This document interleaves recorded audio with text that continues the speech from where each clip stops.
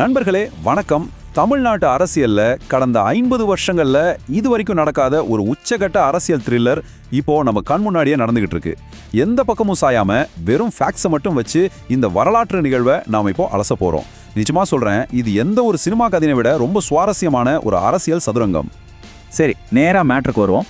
117 இந்த ஒரு நம்பர் தான் இப்போ ஒட்டுமொத்த தமிழ்நாடோட தலையெழுத்தையே தீர்மானிக்க போற ஒரு டைம் பாவ் மாதிரி செயல்பட்டு இருக்கு. தமிழ்நாட்டு சட்டசபையில் மொத்தம் 233 சீட்ஸ் இருக்கு. அதில் ஆட்சியை பிடிக்க தேவையான அந்த மேஜிக் நம்பர் தான் இந்த 117. இந்த எண்களோட விளையாட்டில் யார் முதலாவது அந்த இலக்க தொடுறாங்களோ அவங்களுக்கு தான் சிம்மாசனம். இப்போ இருக்கிற நிலைமையை கொஞ்சம் நடுநிலையா கணக்கு போட்டு பார்ப்போம். நடிகர் விஜயோட தமிழக வெற்றி கழகம் 108 இடங்கள்ல ஜெயிச்சிருக்காங்க. ஆனா அவர் 2 தொகுதியில நின்னதால 1 ராஜினாமா செஞ்சுதான் ஆகணும். சோ கையில இருக்கிறது 107 சீட்ஸ். இது கூட காங்கிரஸ் கட்சியோட 5 சீட்ஸ் சேர்த்தோம்னா மொத்தம் 112 இடங்கள் வருது.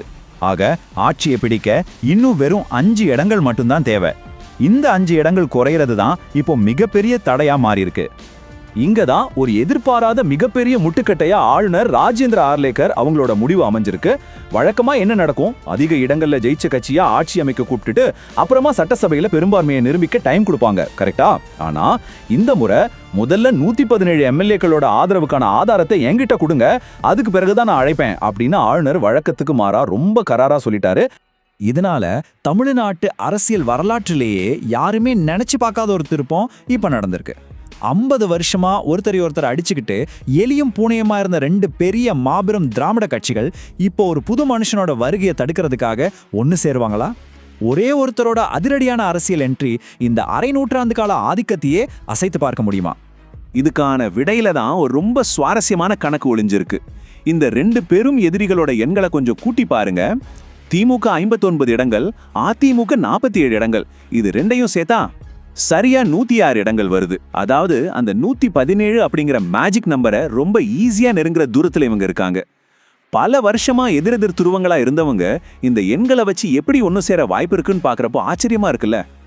இததான் இப்போ அரசியல் வட்டாரத்துல ஃபால் பேக் சினாரியோ இல்லைன்னா ஒரு பதிலீட்டு திட்டம்னு சொல்றாங்க.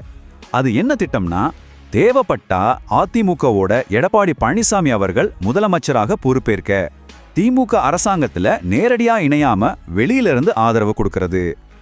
ஏன் இப்படி ஒரு முடிவுன்னா, விஜய் முதலமைச்சராகிவிட்டால் அடுத்த 10-15 வருஷத்துக்கு திமுக அதிமுக 2 கட்சிகளோட இருப்பிற்கே மிகப்பெரிய ஆபத்து வந்துடும் அப்படிங்கிறது தான் இந்த வியூகத்துக்கு காரணம்னு அறிக்கைகள் சொல்லுது. இந்த நினைச்சு கூட பார்க்க முடியாத மெகா கூட்டணிக்கு ஆதரவு தர சின்ன கட்சிகளும் தயாராகி வருவதுதான் இதுல இன்னொரு பெரிய ட்விஸ்ட். சிபிஐ, சிபிஎம், முஸ்லிம் லீக், பாமக, விசிகே மாதிரியான கட்சிகள் இந்த திட்டத்துக்கு ஆதரவு அளிக்க தயாரா இருக்காங்கன்னு தகவல்கள் வந்திருக்கு. யோசிச்சு பாருங்க, விஜய்க்கு எதிராக எப்பேற்பட்ட ஒரு மாபெரும் தடுப்பு சுவர், ஒரு மிகப்பெரிய சக்கரவியூகம் அமைக்கப்படுது அப்படிங்கிறத இந்த அணி சேர்க்கை ரொம்ப தெளிவா காட்டுது. சம்பவங்கள் எவ்வளவு வேகமா மாறுதுன்னு மட்டும் பாருங்க. முதல்ல ராகுல் காந்தி மு.க. ஸ்டாலினுக்கு ஃபோன் பண்ணி நான் உங்க கூட இருக்கேன்னு சொல்றாரு. ஆனா அடுத்த நாளே காங்கிரஸ் கட்சி விஜய்க்கு ஆதரவு தரதா அறிவிக்கிறாங்க. இதனால திமுக பயங்கரமா அதிருப்தி ஆகுறாங்க. இதுக்கு கவுண்டர் கொடுக்கிற மாதிரி பாஜக தங்களோட கூட்டணி கட்சிகளுக்கு சில ஸ்ட்ரிக்டான ஆர்டர்ஸ் போடுறாங்க.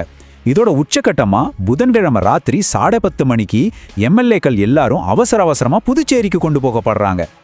இது வெறும் ஸ்டேட் லெவல் பாலிடிக்ஸ் கிடையாதுங்க, ஒரு மாபெரும் தேசிய அளவிலான அதிகார போட்டியா மாறிடுச்சு. டெல்லியில இருக்கிற பாஜக மேலிடம் தங்களோட என்டிஏ கூட்டணி கட்சிகளுக்கு ஒரு கடுமையான எச்சரிக்கையை விடுத்திருக்காங்க. காங்கிரஸ் ஆதரவோட ஒரு அரசாங்கம் தமிழ்நாட்டில் அமைஞ்சிடக்கூடாது அப்படிங்கிறதுக்காக அன்புமணி ராமதாஸோட பாமக மற்றும் டிடிவி தினகரனோட அமமுக ஆகிய கட்சிகள் விஜய் கூட எந்த தொடர்பும் வச்சுக்க கூடாதுன்னு கராரா சொல்லப்பட்டிருக்காங்க. இதனால அவங்க விஜயோட ஃபோன் கால்ஸை கூட எடுக்கிறது இல்லைன்னு பேசப்படுது.